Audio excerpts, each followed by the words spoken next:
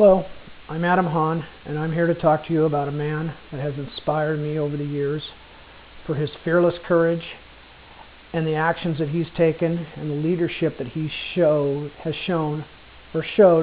in his short life. The man that I am talking about was born May 29th, 1917. His name is John Fitzgerald Kennedy. A lot of people know him as JFK, and a lot of people called him Jack for short. JFK was born to Joe and Rose Kennedy, who were both children of Irish immigrants. John Kennedy had 4 sisters and 3 brothers. In total, there was 8 children in the Kennedy household.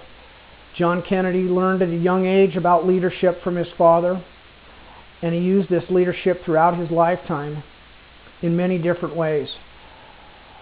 One of the first interesting things that John Kennedy used his leadership for was in school.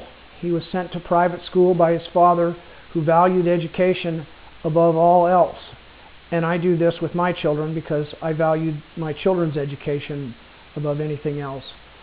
John Kennedy, in his final year of private school, with the help of friends and working with others that he didn't get along with in his earlier years, was able to rig the election so he could become class president. After this, John Kennedy would go on to college, and later he would become a lieutenant in the Navy and command a PT boat. Most of us have read about John Kennedy and PT Boat 109 and his exploits and his heroism during World War II.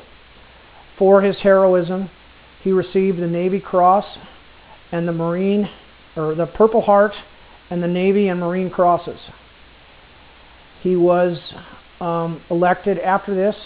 He decided to run for public office and give back to the country that had given his family so much. He first ran for Congressman of Massachusetts' 11th District in 1946.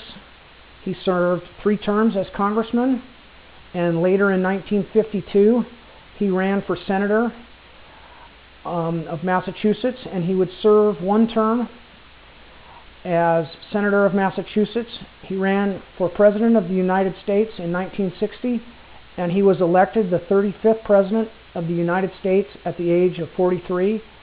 He is still the youngest president to have ever been elected to the office in the United States. During his inauguration, in Kennedy's inaugural speech, he said, "Let the word go forth that a new generation has taken power." And what he meant by this was that what we now call the greatest generation was going to take the presidency of the United States and take control of the United States and the Senate and everything else. This generation would go on to build the great nation that we know today and that we all kind of take for granted now. Kennedy also stated in his inaugural address, "Ask not what your country can do for you, but what you can do for your country." And I believe that the greatest generation took this to heart, and I've taken this to heart. You always need to do for others and your family before you think of yourself, because it's important to build on what your family has and help the next generation. John Kennedy had a lot of challenges at his short time in office.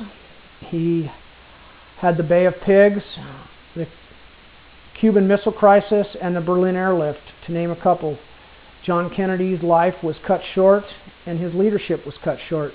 He died. He was assassinated in a motorcade in Dallas in November 22nd, 1963. His grave is in Arlington National Cemetery, marked with the eternal flame to signify the courage and hope that he brought to the entire generation and that he has brought to the country.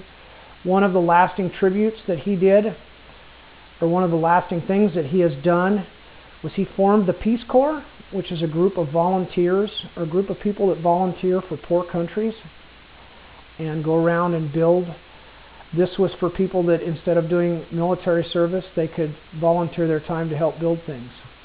This is why this man has inspired me, is for all of his great work that he has done and that he performed over the years. In conclusion, I'd like to say I believe that John Kennedy was a great man, but his life was cut tragically short. I'd like to thank you for your time.